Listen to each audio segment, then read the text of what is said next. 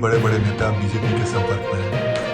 BJP के नेता कोई भी बीजेपी के संपर्क में जनता दल का नेता नहीं है। जब चिन्हित हो गए तो मजिस्ट्रेट चेकिंग में जैसे आदमी पकड़ा जाता है तो खुद ही अपना इस्तीफा देके चले गए, इसलिए इसके अलावा कोई नहीं है। लेकिन अब ये बता सकते हैं कि किसको मन कर रहे हैं। नमस्कार, न्यूज़ फाउंडेशन देख रहे हैं और मैं हूं आपके साथ रंजन सिंह। जनता दल यूनाइटेड में जो है आंतरिक घमासान मचा हुआ है। उपेंद्र कुशवाहा लगातार जो है अपनी पार्टी को ही कमज़ोर बताने में लगे हुए हैं।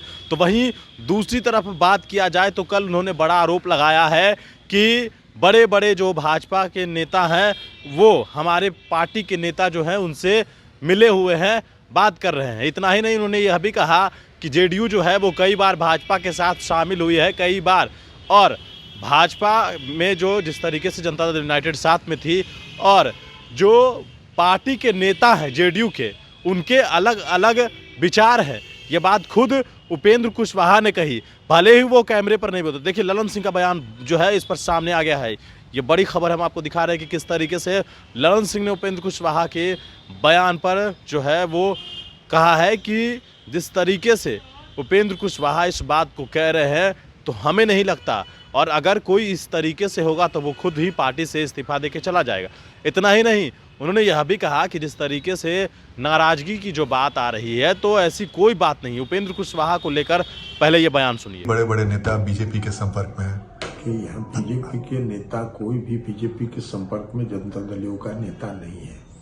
अब ये तो वो बता सकते हैं कि किनको चिन्हित करके वो बोल रहे हैं, लेकिन बीजेपी के संपर्क में एक ही पार्टी के नेता थे जो चिन्हित हो गए, और जब चिन्हित हो गए तो मजिस्ट्रेट चेकिंग में जैसे आदमी पकड़ा जाता है तो खुद ही अपना इस्तीफा देके चले गए, तो इसलिए इसके अलावा कोई नहीं है। लेकिन अब ये बता सकते हैं कि किसको मन कर रहे हैं। सर, उनकी नाराजगी की वजह क्या लगती है आपको?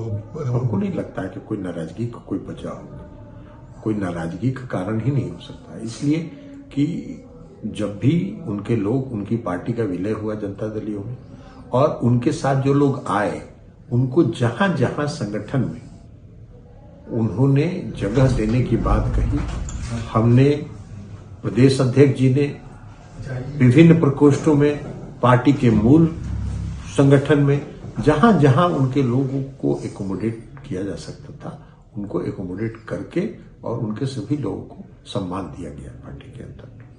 सर, उनसे 2-3 बीजेपी के नेता मिलने गए थे, उसके बाद काफी तरह के सवाल खड़े हुए। अब ये तो अलग बात है, ये तो वो बता सकते हैं, हम उस पर कोई प्रतिक्रिया नहीं देना चाहते।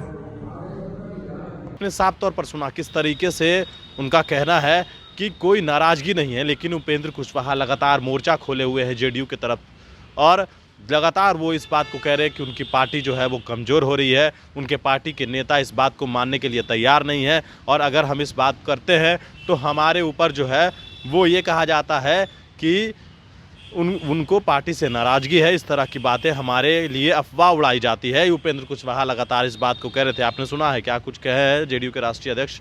मनीष फाउंडेशन के साथ नमस्कार।